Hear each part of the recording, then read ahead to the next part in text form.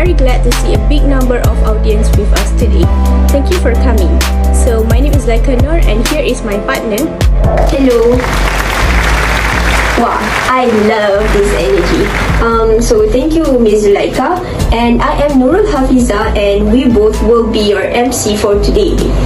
Our forum today will be about a uniqueness of a country, and here with us today we have three panels, which is Mr. Shafiq, Mr. Nizwan, and also our special panel that will be sharing with us about her country Indonesia, which is Miss Raka. Okay, before we start our forum in details, let me explain a little bit of our topic for today. We will be hearing some sharing and thoughts from all of our panels regarding the uniqueness that Malaysia and Indonesia have. Without wasting time, I would like our first panel, Mr. Shafiq, to share with us about the religion, races and language that were used in our country. Pertama ialah harmoni etnik dan agama. Malaysia adalah sebuah negara pelbagai etnik dan pelbagai agama, dan memupuk keharmonian di antara masyarakat yang berbeza adalah penting bagi kestabilan negara.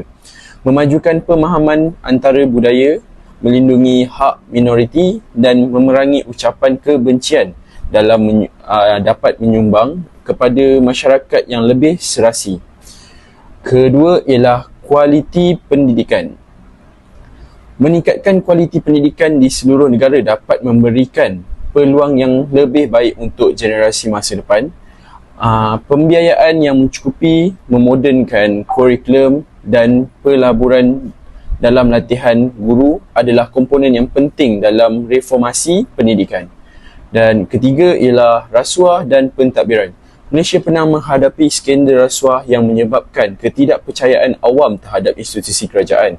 Memperkuatkan institusi dan mempromosikan ketelusan dan menuntut accountability pegawai awam adalah penting untuk mengembalikan kepercayaan awam dan memastikan pentadbiran negara yang baik.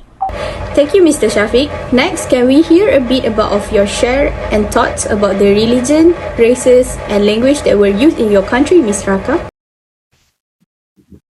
So, for the first question, where Indonesian have 6 religions that are accepted by the government. The first one is Islam, Hindu, Christian, Catholic, Buddha, and Confucius.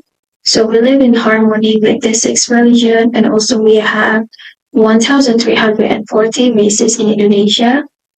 And because of Indonesia is an island country, so we also have like many different culture, languages, and traditions.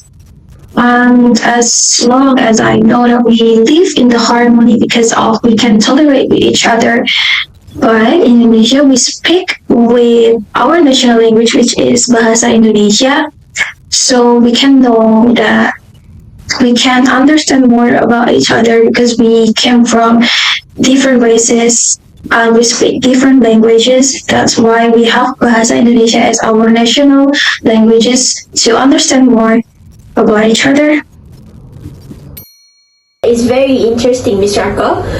Okay, so how can the preservation and revitalization of traditional Malaysia arts contribute to the formation of a strong and unified nation civilization, Mr. Nizwan?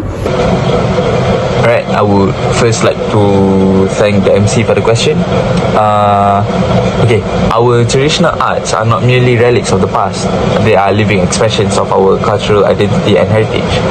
Preserving and celebrating these art forms is crucial in connecting us to our roots, bridging divides and fostering unity among Malaysians. One of the significant ways traditional Malaysians arts contribute to unified national civilization is by promoting cultural appreciation and understanding. Embracing our diverse arts helps us to develop empathy and respect for our customs and traditions of different ethnicities. Through revitalizing our traditional arts, we create platforms for artistic expressions and creativity. Our talented artists blends each old techniques with contemporary influences, representing the evolving spirit of our nation. Furthermore, the traditional arts acts as a powerful medium for intergenerational bonding, passing down knowledge, skills, and stories from one generation to another. This strengthens family ties and reinforces the values that bind us as a nation. By preserving and showcasing our traditional arts, we attract cultural tourists from around the world. These travelers seeks to experience the authenticity of our heritage, providing a boost to our tourism industry and promoting Malaysia's global standing. Moreover, our traditional arts cultivate a sense of national pride and cultural diplomacy, participating in international cultural to cultivate a sense of national pride and cultural diplomacy.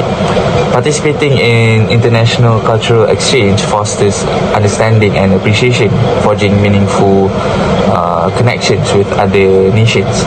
So let's not forget the social impact of preserving traditional arts.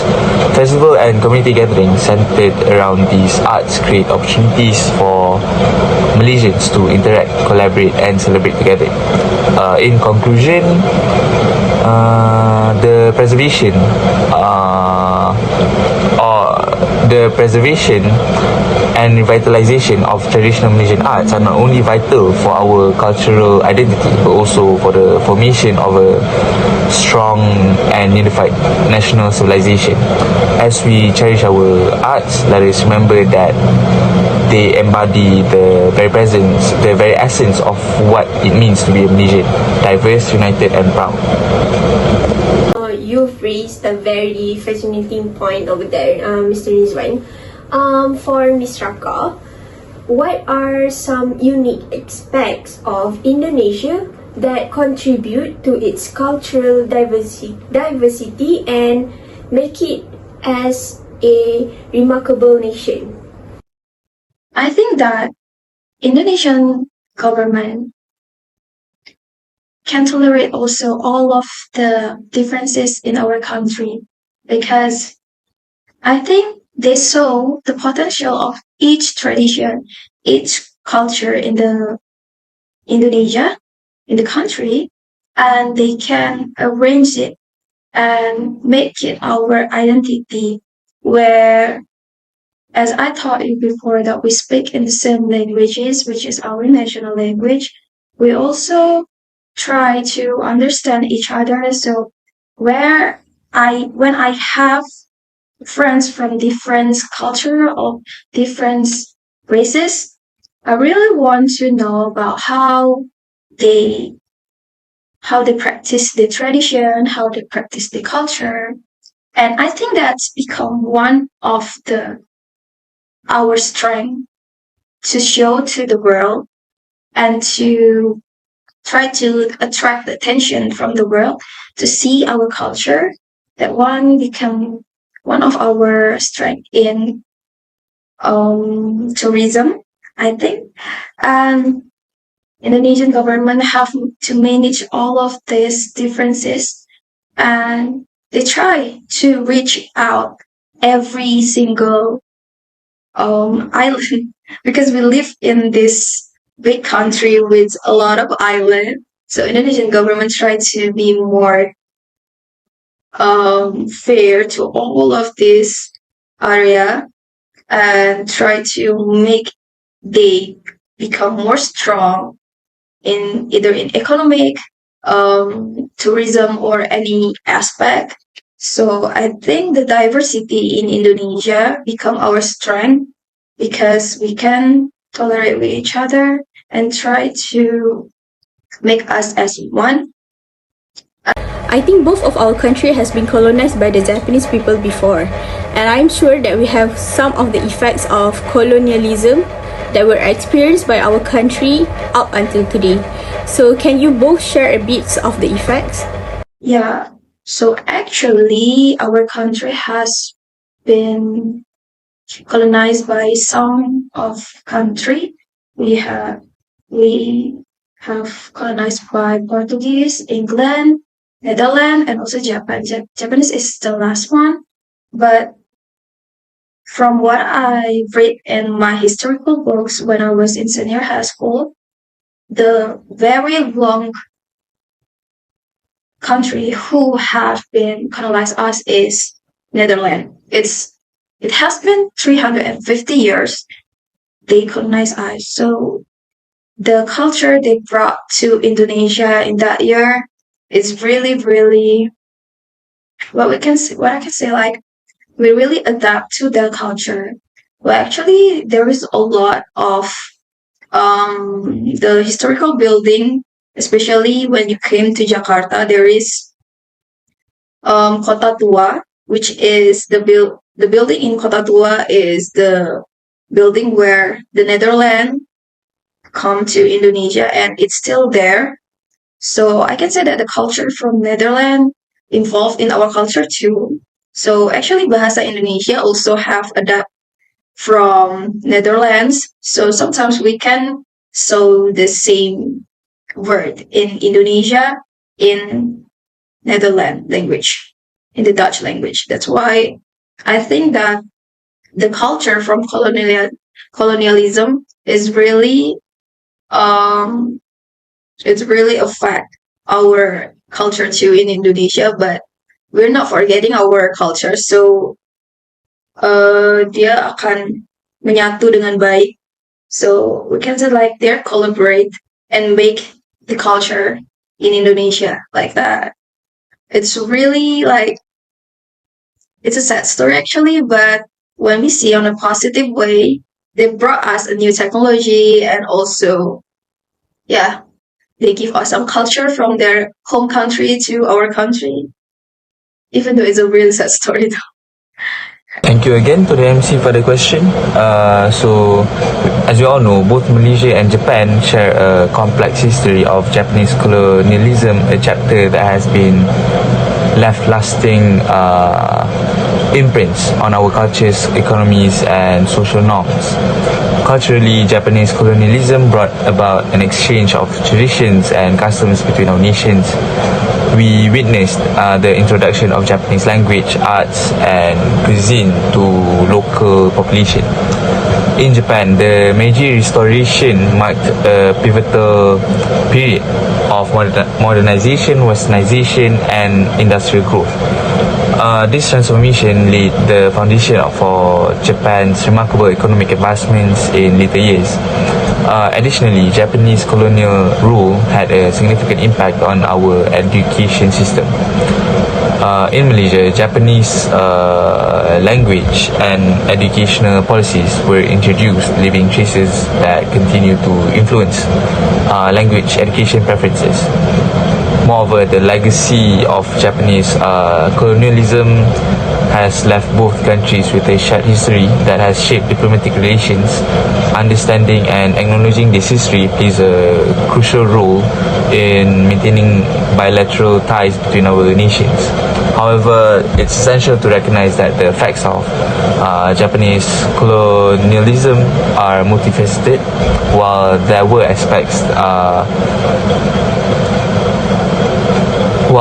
aspects that brought cultural exchange and modernization, there were also challenges and hardships that impacted our societies.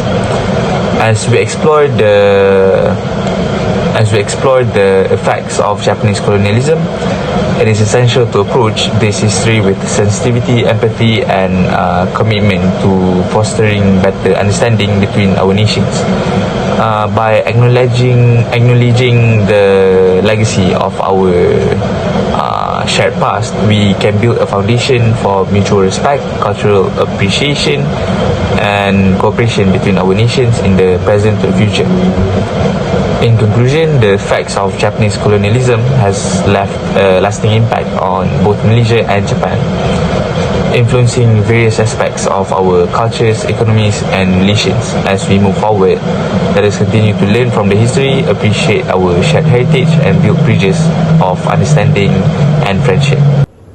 Okay, for the next question, what are the significant issues and challenges that is currently faced in Indonesia and also Malaysia, and how can we address them to pave the way for a brighter future? Okey, untuk soalan tersebut saya akan jawab dalam bahasa Melayu ya. Okey, untuk Indonesia, pertama ialah ketidaksamaan ekonomi. Indonesia menghadapi jurang kekayaan yang besar dengan perbezaan antara kawasan bandar dan luar bandar.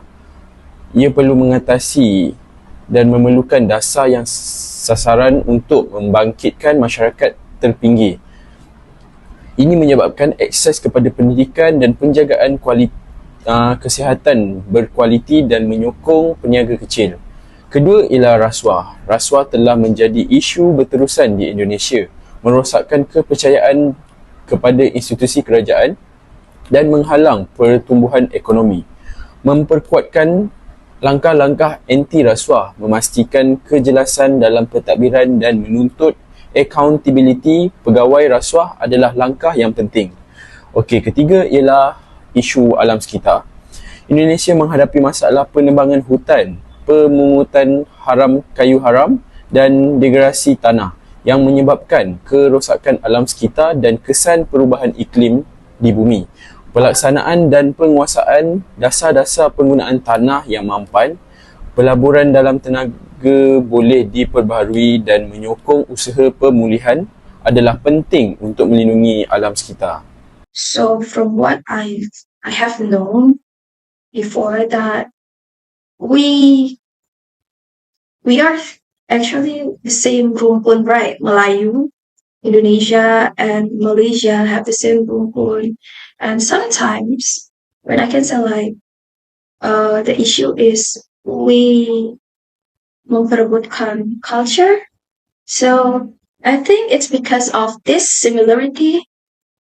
We cannot claim actually, but yeah, maybe batik is one of the example where in Indonesia we have a lot of kind of batik, a lot of motif of batik.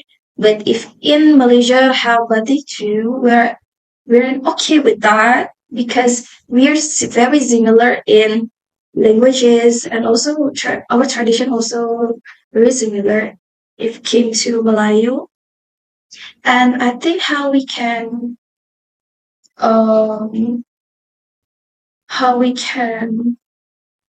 finish this issue is by tolerating with each other and try to communicate it very well. And please do not use violence because it's not really good. And yeah, I think that's it because we're in the similarity. I hope that we can live in harmony too. We are a neighborhood. Actually, we're really close, and I hope we can become one of the family, which is our country. We became very close, and our country can make more collaboration and then work with each other more. So our economy, both of our economy can grow very well. Yeah, I think that's it. Looking back to 50 to 60 years before, there is so many changes in terms of technologies compared to this day. Macam yang kita tahu, macam orang zaman dulu, they don't have the social media, they don't have cell phone to communicate with their friends ke family that were far, which is nowadays kita macam lebih senang untuk bercommunicate dengan our family and friends. So, Mr. Shafiq, can you share a bit about of the technological development in our country compared to 50 to 60 years back? Okey, untuk soal kemajuan, yang pertama ialah teknologi maklumat dan sambungan internet di Malaysia. Untuk 20 hingga 30 tahun yang lalu, penetrasi internet adalah rendah dan akses ke internet terhad kepada kawasan bandar dan institusi sahaja. Sambungan dial untuk telefon adalah biasa dan kelajuan internet adalah sangat perlahan. Tetapi sekarang, Malaysia telah menyaksikan peningkatan yang ketara dalam sambungan internet.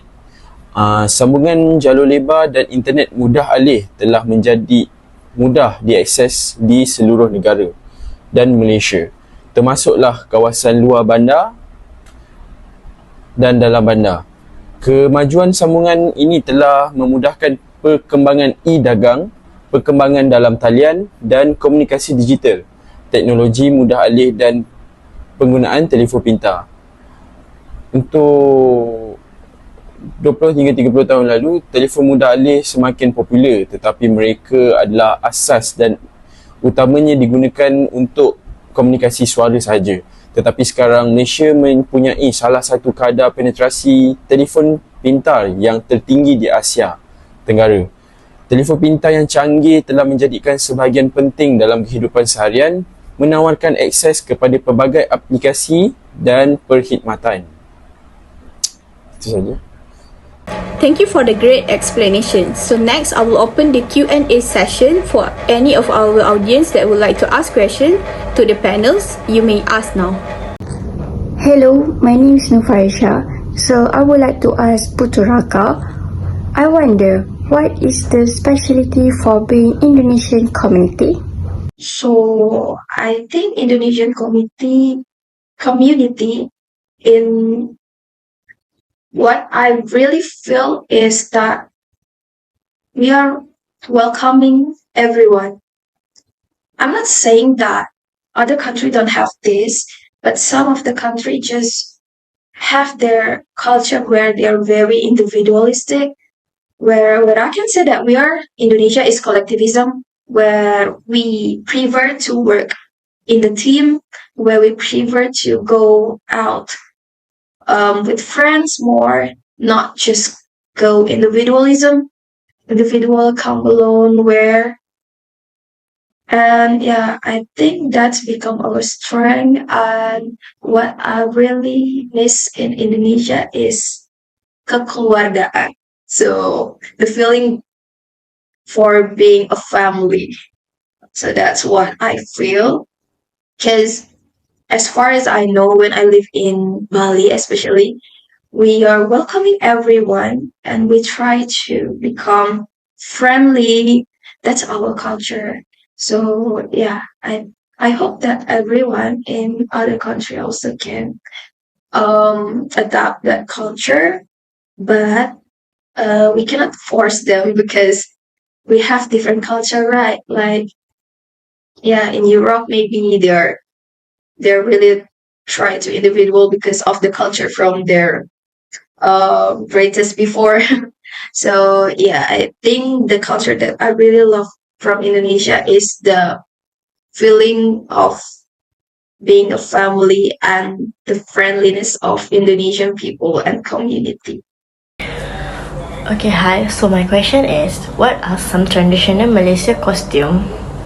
So, as we all know, Malaysia is a melting pot of ethnicities, each contributing unique customs and traditions that reflect their cultural heritage. These customs not only define our identities but also bring us together as a united and harmonious nation.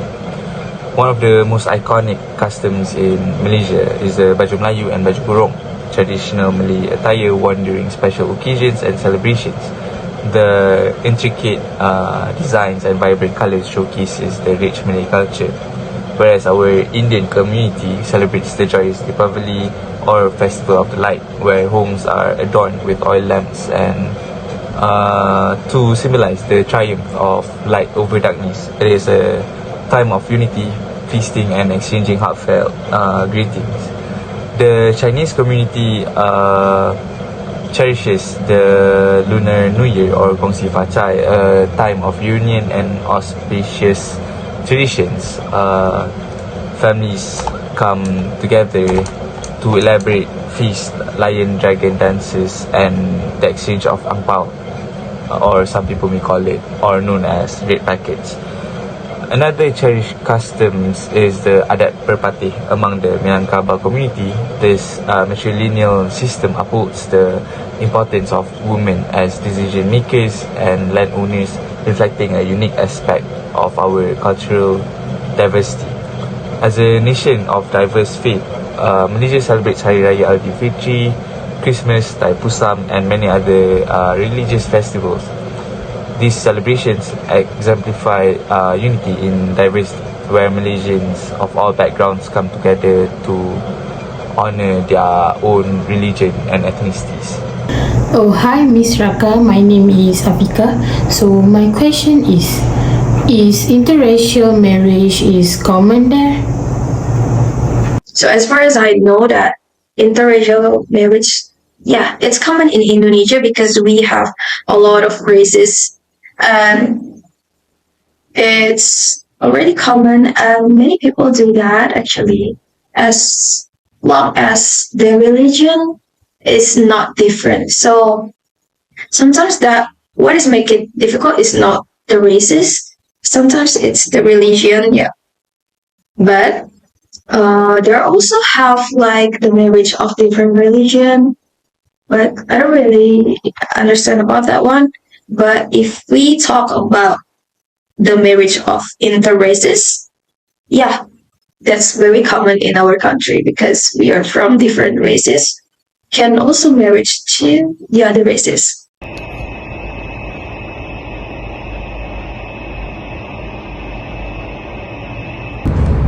Hello everyone, my name is Danya. I have a question for the panel.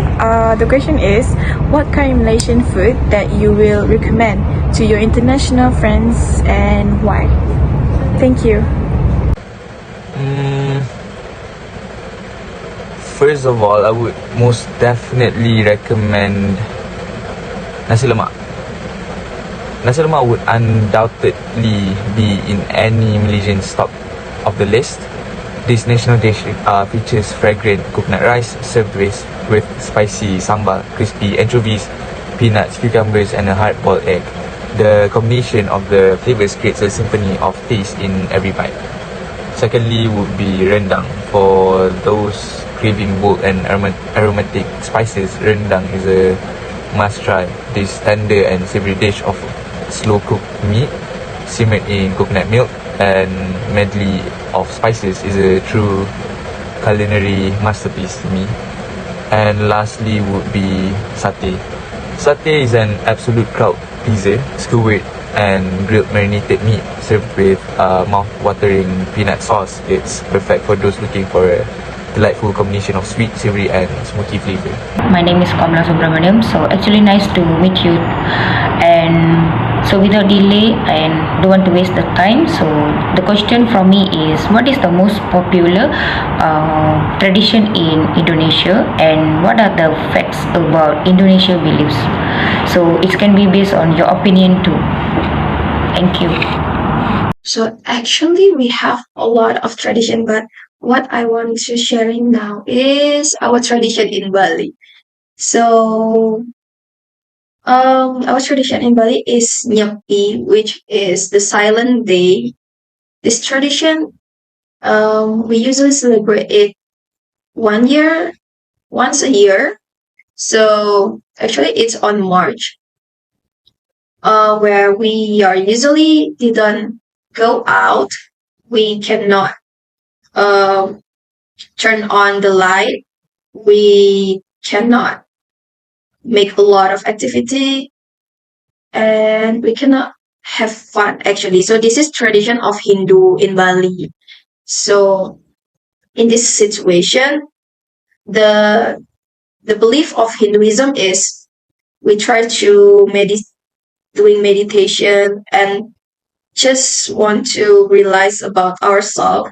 We are focusing about ourselves and then pray more in these days and just want to connect to the nature again to make sure that maybe to realize what we are doing this year and also become connected more to the nature. So the day before Nyepi, we do Pengerupukan Day, which is there's a lot of patung. Yeah, we call it ogo-ogo, where we do like a festival, which is ogo-ogo is like a devil spirit, and then kita angkat ogo-ogo itu keliling area, and then in the end of the area we throw it and burn it in the kuburan. So kita buang, kita bakar, dan ya sudah. So that's the symbol where we mengusir semua devil spirit, so they cannot disrupt us in the Nyepi day, so we can concentrate more. Yeah, so that's the tradition that I want to share to you guys. I hope that it's helped a lot to know about Indonesian, and I'm really sorry if there's Indonesian out there that what I'm saying is not really good or menyinggung kalian. So I'm really sorry for that, and thank you so much. Okay, so I would like to ask question to Mr. Nizwan. Okay, which part of this lovely country, which is in Malaysia, right, will be nice to visit for environment lovers? Okay. Our nation is blessed with an abundance of breathtaking landscapes, making it a haven for environment lovers seeking to connect with nature's splendor. For the forest wanderers among us, the Taman Negara National Park is a must visit. This ancient rainforest teeming with diverse flora and fauna offers an unforgettable experience of immersing oneself in nature's embrace. Whereas if you yearn for the tranquility of azure waters and powdery beaches, the Langkawi Archipelago is a tropical paradise you can't miss. Experience the serenity of its pristine beaches and explore the vibrant marine life below the sparkling waters. Whereas for the wildlife aficionados, the Kinabalu River offers an incredible chance to encounter some of the world's most elusive creatures, journey through its luscious banks and catch glimpses of orangutans, pygmy elephants and hornbills in their natural habitat. Okay, that's all for our forum today. Thank you so much for being with us throughout the forum, and also a big gratitude to all of our panels for sharing their thoughts and their insights on the uniqueness of their country. I really hope each of you can learn so many things from our panels here. Me, Zulaika Nur, and my MC partner Nurul Hafiza would like to apologize for any of our wrongdoings throughout the events. Thank you for being with us, and goodbye.